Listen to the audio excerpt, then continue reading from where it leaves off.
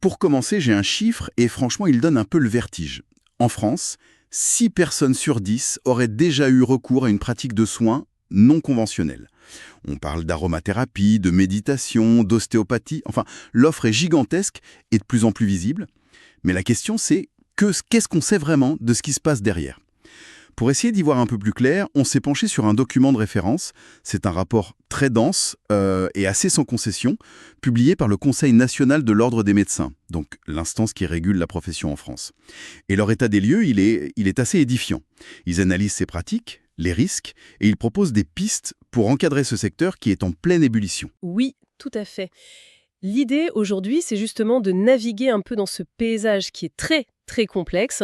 On va essayer de définir de quoi on parle exactement, de comprendre pourquoi cet engouement est si fort. Et surtout, on va tenter de tracer cette ligne de démarcation qui est parfois très, très floue entre la simple quête de bien-être, la dérive thérapeutique et ce qui relève carrément de l'exercice illégal de la médecine. Le but, c'est de donner des clés de lecture pour que chacun puisse faire un choix éclairé. Parfait. Alors allons-y. Le rapport utilise un acronyme PSNC pour pratique de soins non conventionnels. Concrètement, ça recouvre quoi? Parce que la liste qu'il donne est vertigineuse. Ça va de choses assez poétiques comme la sylvothérapie. La thérapie par les arbres, oui, C'est ça. Ou la lithothérapie avec les pierres. jusqu'à des choses qui sonnent plus, disons, techniques, comme la kinésiologie qui parle de rééquilibrage psychocorporel ou même l'apithérapie. Les piqûres d'abeilles. Exactement. Et ce qui est fascinant, c'est ce qui les relie. Parce qu'au fond, la définition officielle du ministère de la Santé que le rapport reprend, elle est très simple.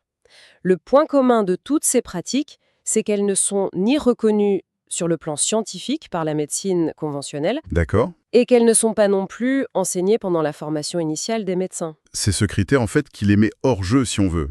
Elles sont en dehors du système réglementé. Mais alors, la question qui vient tout de suite, c'est pourquoi ce succès fou?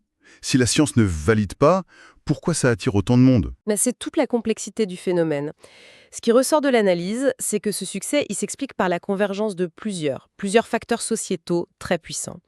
Le premier, et le plus évident, c'est une crise de l'offre de soins. Les déserts médicaux. Voilà, les déserts médicaux, le sentiment d'une médecine un peu à la chaîne où le médecin n'a plus le temps. Et cette frustration, elle pousse légitimement des gens à chercher une écoute, un temps d'échange qu'ils ne trouvent plus forcément ailleurs. Et j'imagine que la crise sanitaire a dû mettre de l'huile sur le feu. Énormément. Ça a été un accélérateur incroyable. D'un côté, ça a pu nourrir une certaine méfiance envers la parole scientifique ou institutionnelle, et de l'autre, ça a provoqué une explosion de l'offre en ligne. On a vu plein de praticiens proposer des téléconsultations de bien-être et toucher un public beaucoup plus large, souvent isolé, angoissé. C'est vrai que le contexte général est anxiogène.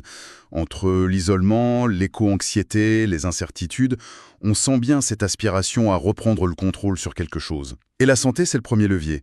C'est un peu le « je redeviens acteur de ma santé ». Absolument. Et c'est lié à une tendance de fond, cette mouvance vers le naturel, le bio. C'est très positif en soi, mais ça peut parfois glisser vers un rejet de principe de la médecine dite allopathique, la médecine conventionnelle. Donc si on connaît tous ces points, on a le portrait d'un marché en pleine explosion, qui répond à de vraies attentes, mais qui évolue dans un vide juridique quasi total. Il n'y a aucun organisme officiel pour évaluer, contrôler ou labelliser tout ça. Et c'est ce vide qui est au cœur des préoccupations du Conseil de l'Ordre. Considéré. On a tous l'impression que certains mots sont un peu sacrés, qu'ils sont protégés. Le mot médecine, par exemple. On se dit que personne ne peut l'utiliser comme ça, à tort et à travers.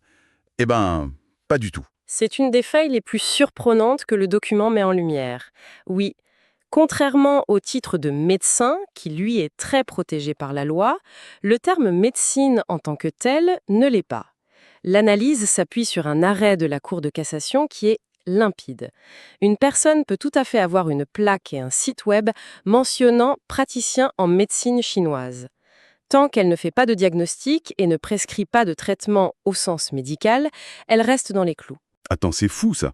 Pour le grand public, le mot médecine s'inspire confiance. Ça évoque la science, un cadre.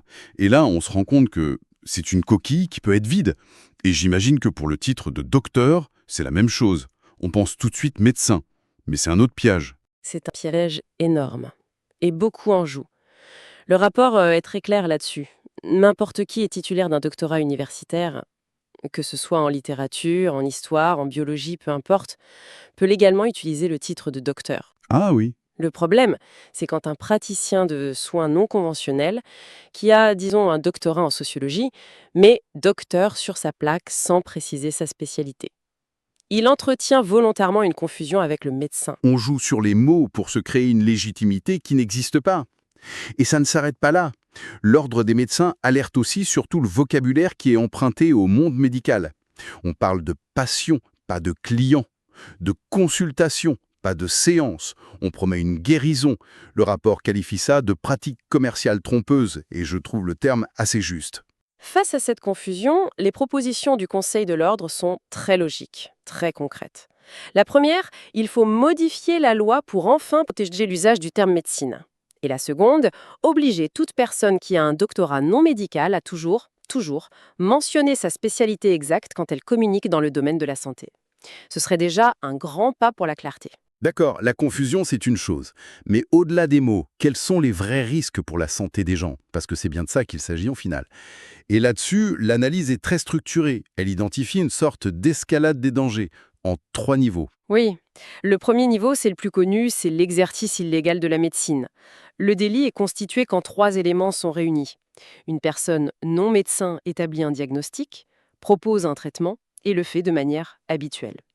Et les exemples tirés de la jurisprudence sont assez incroyables. On a un cas où un diagnostic était établi à l'aide d'un pendule. Un autre avec un appareil appelé organomètre qui prétendait détecter des cancers. Là, on n'est plus dans le bien-être, on est dans le charlatanisme pur et simple. Exactement. Et la justice prend ça très au sérieux. Mais il y a un deuxième niveau de risque qui est plus insidieux et peut-être plus fréquent. C'est la dérive thérapeutique. C'est-à-dire, Là, on est dans la mise en danger concrète du patient. c'est ça, cette mise en danger, elle peut venir de 2 manières. Soit la pratique est dangereuse en elle-même, mais le plus souvent, et c'est le plus grave, le danger vient de ce que le droit et la médecine appellent la perte de chance. La perte de chance. C'est un concept absolument crucial. En poussant quelqu'un à retarder un diagnostic ou à abandonner un traitement efficace pour une méthode illusoire, on lui vole une chance de guérison. Le rapport cite l'exemple tragique du jeûne, parfois présenté comme une alternative à la chimiothérapie pour traiter un cancer. Les conséquences peuvent être irréversibles. On imagine le désarroi. Et ça nous amène au 3e et dernier niveau, le plus grave, la dérive sectaire. Comment est-ce qu'on bascule d'une pratique, même un peu douteuse, à un engrenage sectaire? Quelle est la frontière? Le critère clé, c'est la notion d'emprise mentale.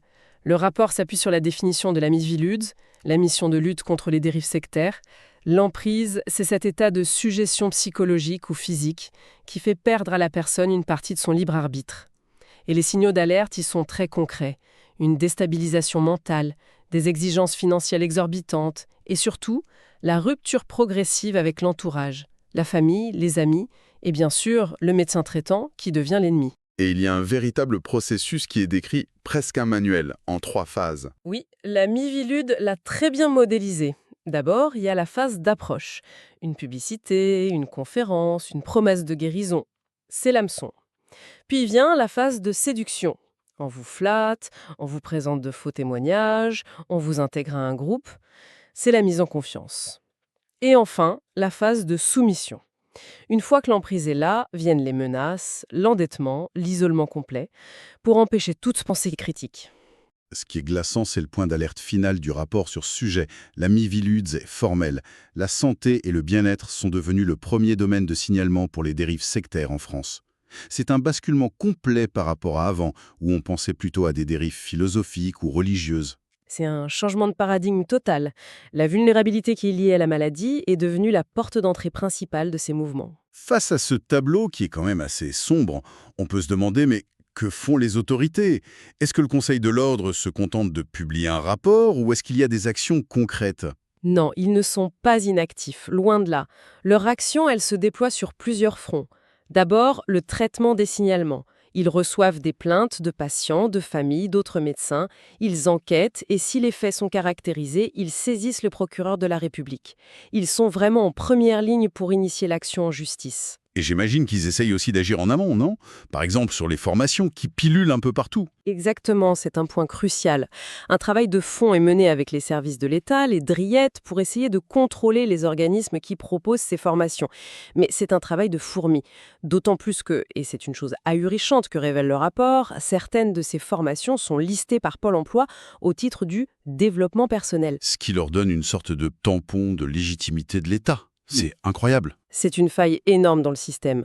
Le CNOM joue aussi un rôle d'alerte institutionnelle. Par exemple, ils ont alerté contre une initiative privée qui s'est auto-proclamée Agence des médecines complémentaires alternatives, l'acronyme AMCA. Ça crée une confusion volontaire avec les vraies agences d'État. Et enfin, il porte une demande forte, la réactivation du GAT-PSNC. C'était un groupe d'experts techniques chargé d'évaluer scientifiquement ces pratiques, mais il a été supprimé en 2015. En le supprimant, on a créé un vide d'évaluation officielle, en fait. Si je devais résumer l'esprit de ce document, j'ai l'impression que ce n'est pas une condamnation en bloc de toute approche alternative. Il y a une reconnaissance du fait que cet engouement y répond à un vrai besoin. Un besoin d'une prise en charge plus globale, plus humaine. C'est tout à fait ça. Le message n'est pas interdisant tout, mais plutôt régulons et informons. L'objectif central, et c'est martelé dans le rapport, c'est de garantir que le libre choix de chacun soit un choix éclairé, exercé en connaissance de cause. On ne peut pas choisir librement si on est mal ou faussement informé. Et pour aider à ce choix éclairé, il y a des outils très concrets, c'est ça, Wally? Oui, le rapport relaye une liste de questions très simples proposées par le ministère de la Santé. C'est une sorte de checklist de bon sens. Des questions comme « Qui me propose cette pratique ? Quelles sont ses qualifications exactes ? Est-ce qu'on me demande d'arrêter mon traitement médical ?» Ça, par exemple, c'est un drapeau rouge immédiat. Et bien sûr, une question très terre-à-terre, quel est le coût et comment est-il justifié ? En refermant ce document, on sent bien qu'il met en lumière une tension fondamentale de notre époque. D'un côté, il y a cette aspiration très forte à ce qu'on appelle l'empowerment, cette volonté des individus de devenir acteurs de leur santé. Et c'est une tendance de fond, probablement irréversible, mais de l'autre côté, il y a la nécessité absolue de protéger la santé publique, de protéger les plus vulnérables contre la désinformation, les fausses promesses et des pratiques qui peuvent être parfois mortelles. Du coup, la question qui reste en suspens et qui nous dépasse un peu, c'est bien celle-là. Dans une société où l'information, la bonne comme la pire, est accessible partout, en un clic, où est-ce qu'on doit placer le curseur entre la responsabilité de l'individu de faire le tri et la responsabilité de la collectivité de le protéger? C'est tout l'enjeu.